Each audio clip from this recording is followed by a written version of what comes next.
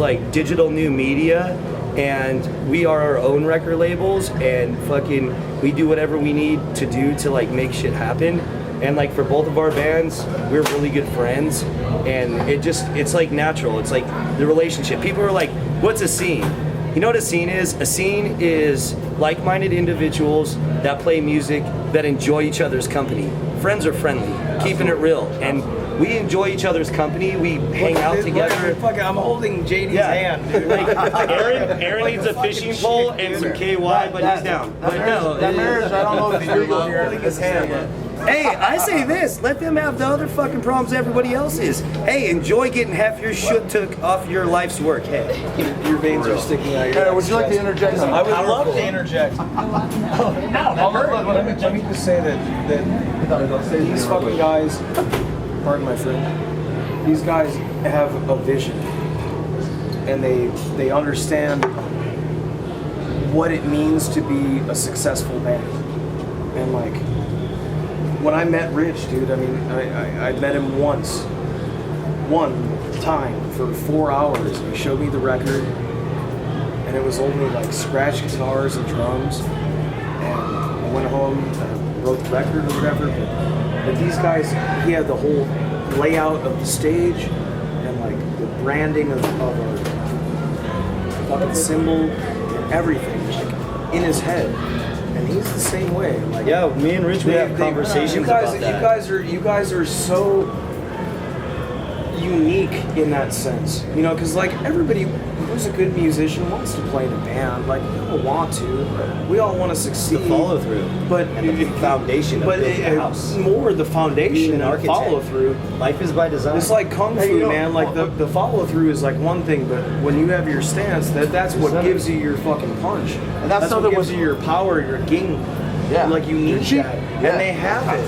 And here's the thing about like for me, like why Rich Jerzik's like one of my best friends. I own a tattoo shop called Artifact Tattoo with Diego from El Nino, and Shameless plug.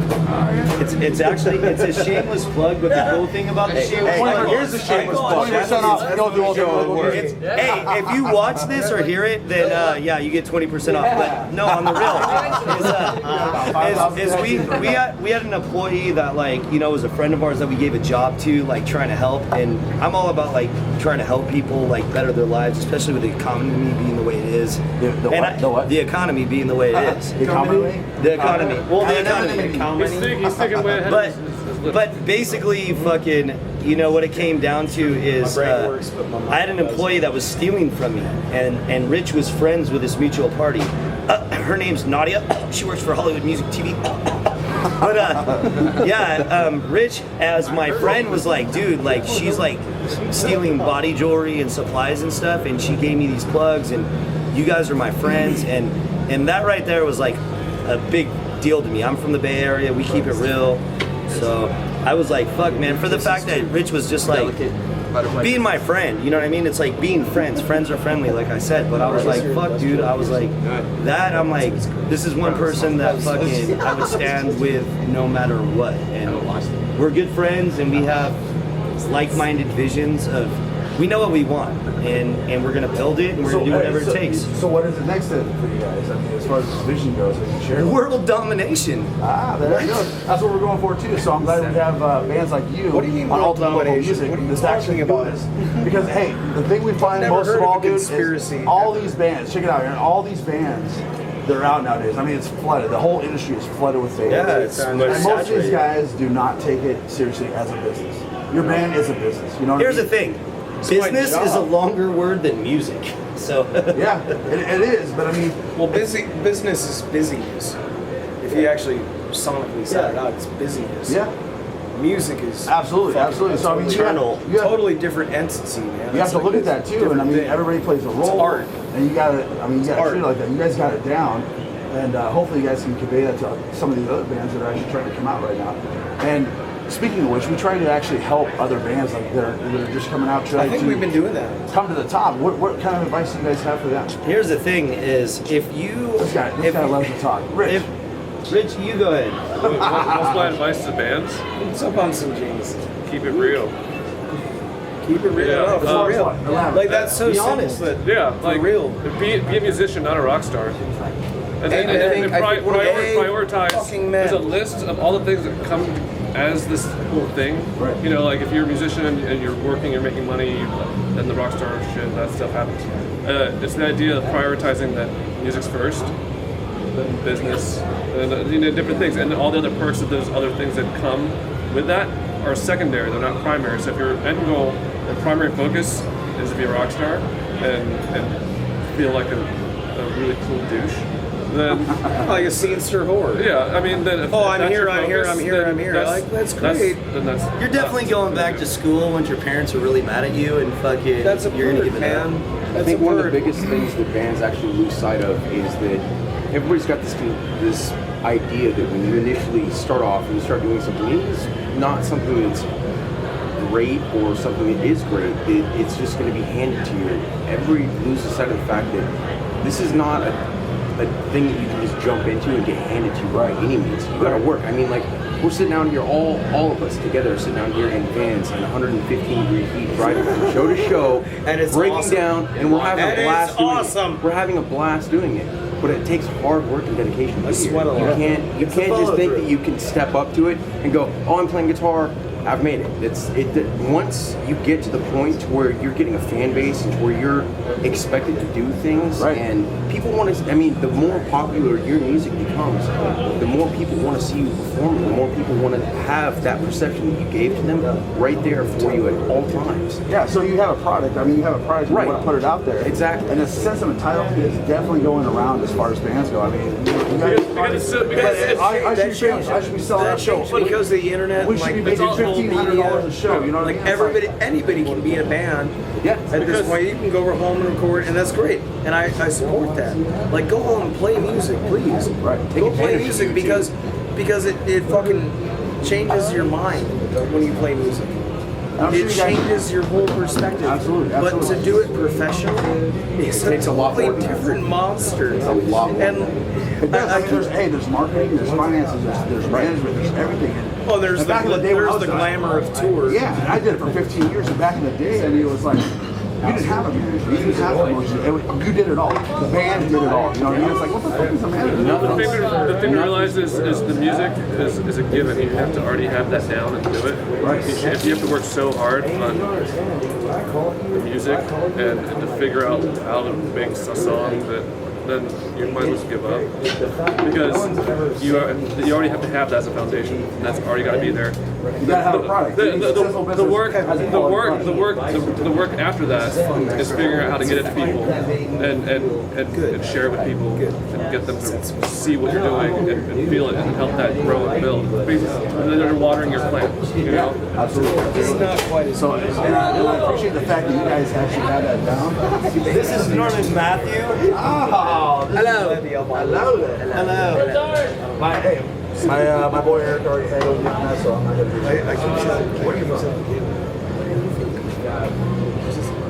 My father's in spinal tap. You're like a fucking monster guitar player. From the country of Remedy. That's cool. Hey, so what's the premise behind all these? I know, I saw you. Just asking about you. Really, it's like taste in society. Politics, matters of like All got Yes, your ass just- split through it. you can't really reinvent Puff up fast. Right? But we got great sports tires for you. Absolutely. This is not a blunt. It does not have marijuana in it. I'm But just saying. really, it's just about 27 things Straight up tobacco. things within. I'm gonna keep this shit. Fuck. So what are your guys' feelings as far as today? I mean, do you feel like bands are complacent and happy with what they're doing and not pressing out enough? I mean, because It depends on the band because nowadays you don't need record labels as much. I mean, you need it for maybe like a publishing deal. in all tour honesty, support, in you know all what I mean? honesty, it depends on Not the even band. that. You really don't. I mean, another project I've done is top 10 in Europe without even having to deal with the label. So yeah, and I mean, everybody's doing it. We got a Pro Tools rig. can record it, you can put it out, you can do I whatever mean, you want. it ultimately it comes down to the musician. It comes down to the person. I mean, if you think about it, if somebody wants to play music, you've got the accessibility and the tools in front of you nowadays to be able to do whatever you want with whatever you want. If you want to be in a band and go out on tour and go to the next level, then you're going to do it. If that's not what your dream is and not what your goal is, then that's not what you're going to do. It's different for every band, every musician nowadays. I mean, yeah, there's a lot more. You can go on YouTube, you can find 10 million freaking people that are doing the same thing over and over and over again, and they're great at it. But they don't want to go past that level because that's all they want. Right. And I think it's stepping out of every day, stepping out of the your comfort zone and trying something new.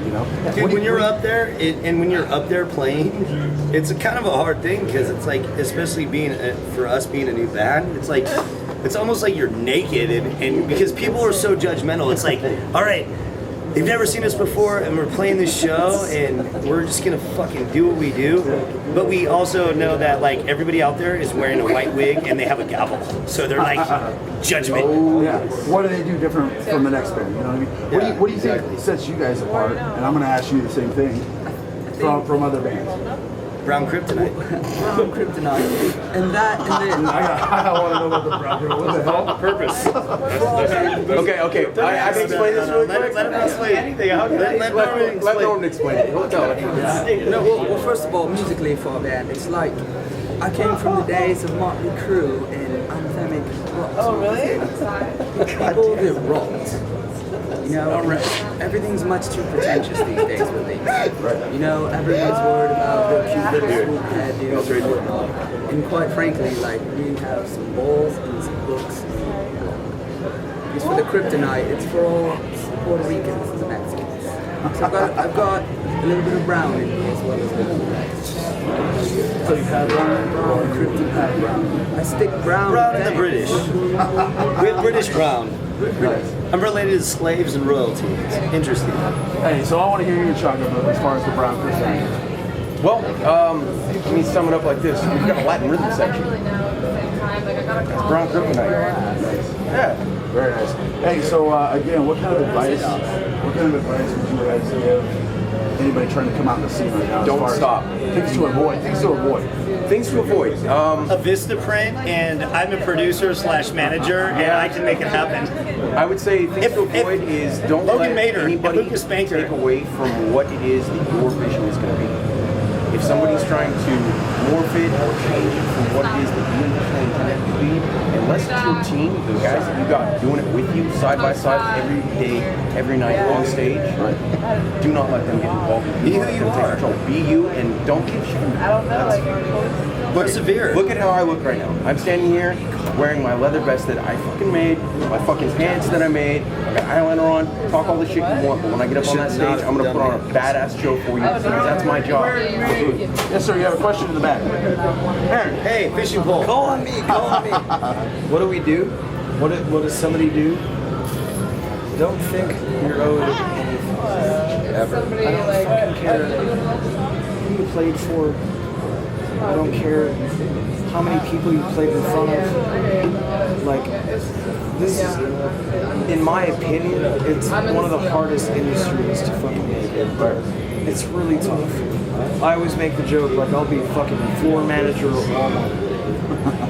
I would say, like, it's my background plan. Like, hello, welcome to Walmart. Welcome to Costco. I love you. You have high hopes. And yeah, fucking A, right? Yeah, I got aspirations and shit. Absolutely.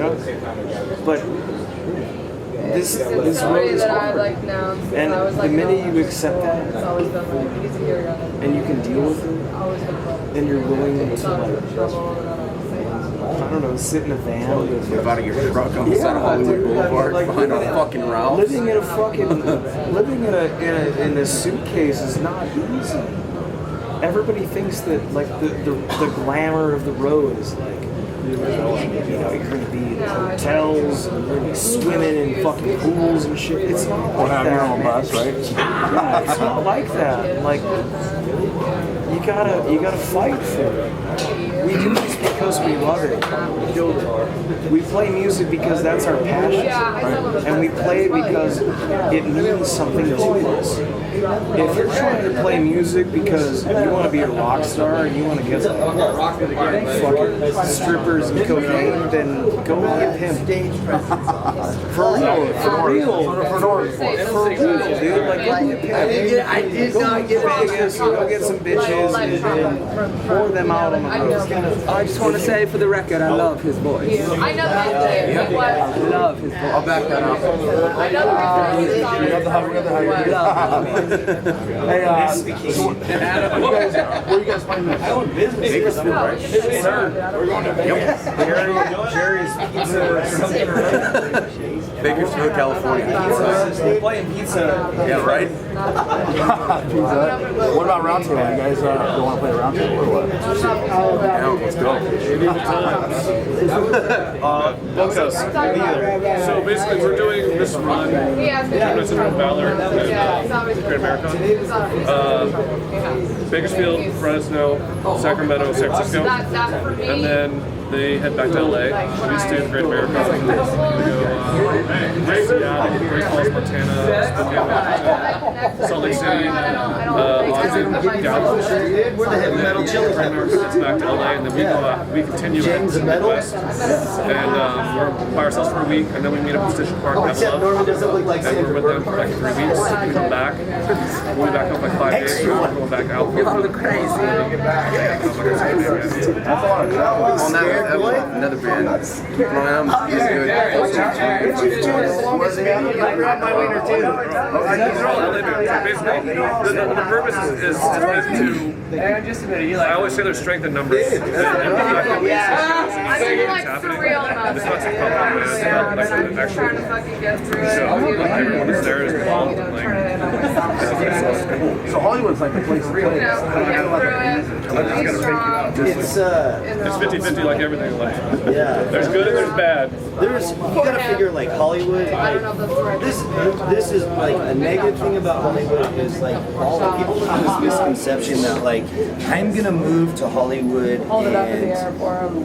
it's gonna happen for me. They have this mentality of like I'm too good for where I live, and it's like okay, you can move into the city based on ego. That's not We all reality. got in here You know, it's like any other thing. If you move there, it's like you still have to do the work, but people are so blinded by like just the fact that they live in Hollywood and then they're hanging out somewhere where like famous people hang out and they get all like, oh my god, and yeah, exactly. It's like it defocuses, I think, a lot of people from what their actual vision is, and it takes away from the talent. Like for us, yeah, like for us, we're like, it is what it is. It's a good vehicle, excuse me, to do what you want to do, but you have to work at it. It's like anything in life, like nothing comes for free. You have to work at it. And it's a good place to get exposure and stuff. And like for us, I would say even like for Rich, for Gemini Syndrome and like Valor, it's like we work really hard. So it's like for the fact that like one of the things I noticed is if you can't draw in your hometown, there's issues there. It's like, and it's funny because we live in one of the hardest cities to even have anybody watch you, but yet for us, it's considered. No, but even for us, it's like for us to be able to play Hollywood and genuinely draw people. Yeah, that's awesome, and it's like that's like amazing, and people like don't understand, but they also don't understand of the work that we do. Like me and Rich are in like we're totally into new media and stuff, and like doing like unique marketing and. Like we made all these, like Rich made all these super rad flyers. Like, you know, we're not good at making flyers. So we had like some people pass out flyers and we put QR codes on them. And it was cool because it's like actually a flyer that you pass out and people could scan them with their smartphones and they could hear the music. And then it was like, more than just a wasted piece of paper. It was like, I don't know who this band is. Okay, what's this thing? And then they scan it, and then it's up to them, because the music, at the end of the day, no matter what the mediums are or whatever, they can hear the music and they can make up their own mind whether like, oh, I really like this. I want to see this band play. Yeah, exactly. So, dude, I really one more show. One more show. I'm sorry, we're not going to Here's the thing for us. We trip to karaoke tomorrow night. We sell T-shirts. We have You guys doing like these a tags homecoming that are show? attached to them. Well, you don't know yet, but you will. Behind the scenes video of us recording teaser trailers. We had to get these shows in before you guys went out of town. Some of our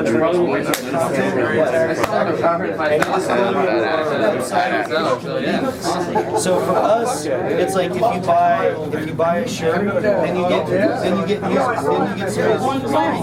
There's stacked concept of the band. We're not trying to shoot our load. We're just trying to like basically what we're trying to do is like get the band out there. Like, Got one of those drop cards. people The ones that are on the shirt? Yeah, I got 2 of them now. Those drop cards. It's got some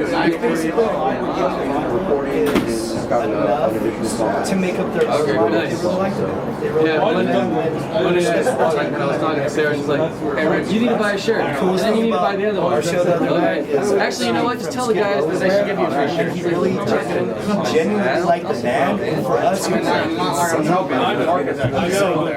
and then I was telling him like, I was like, I remember when you guys took Pantera out, and I was like, man, I seen you guys play with fucking Guns N' Roses, and he was just like, here he is like being like, I'm really into your band, but at the same time, it's like, dude, you're fucking, you're speakers.